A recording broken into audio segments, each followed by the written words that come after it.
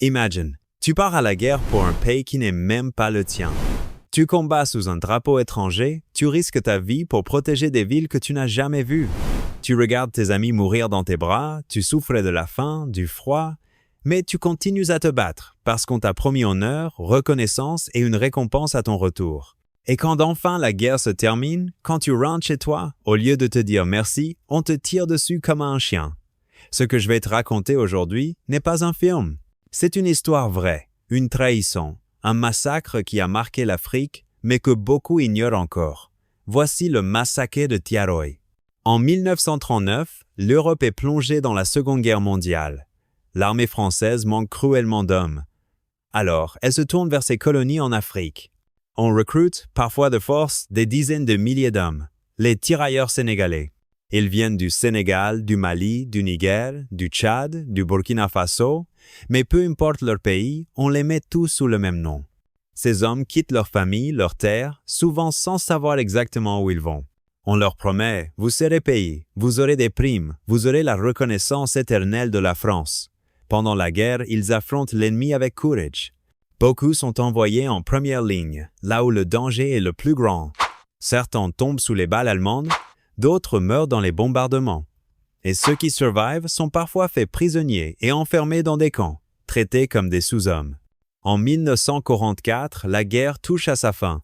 Les tirailleurs encore vivants sont libérés des camps et ramenés en Afrique.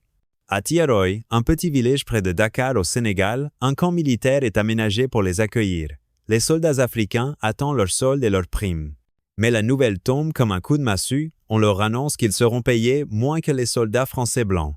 Et pire, qu'une grande partie de leur argent ne leur sera pas donnée tout de suite pour raisons administratives. Pour ces hommes, c'est une humiliation. Ils ont combattu comme des égaux, mais on les traite comme des citoyens de seconde zone. Ils décident de protester pacifiquement. Ils refusent de quitter le camp tant qu'ils n'ont pas reçu tout leur argent. Dans la nuit du 30 novembre au 9 décembre 1941, le camp est encerclé. Des camions, des jeeps, des soldats français armés jusqu'aux dents. À l'aube, alors que les tirailleurs dorment encore, l'ordre est donné.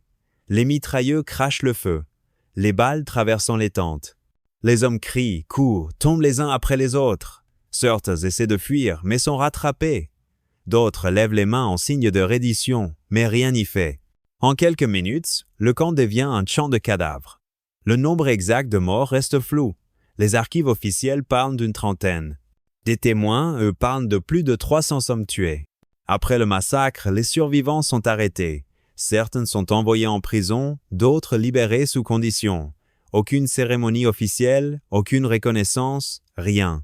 L'histoire est étouffée. Pendant des décennies, la France n'évoque pas cet épisode. Les familles des victimes n'ont jamais reçu de justice. Ce n'est qu'en 2004, 61 ans plus tard, qu'un président français a timidement reconnu le massacre, sans jamais vraiment réparer. Le massacre de Thiaroye n'est pas seulement un drame militaire. C'est une trahison envers des hommes qui ont tout donné et qui n'ont rien reçu en retour, sauf la mort. Aujourd'hui, leur nom ne figure dans presque aucun manuel scolaire. Ils sont morts une première fois sous les balles et une seconde fois dans l'oubli. Mais si tu as entendu cette histoire, alors leur mémoire vit encore.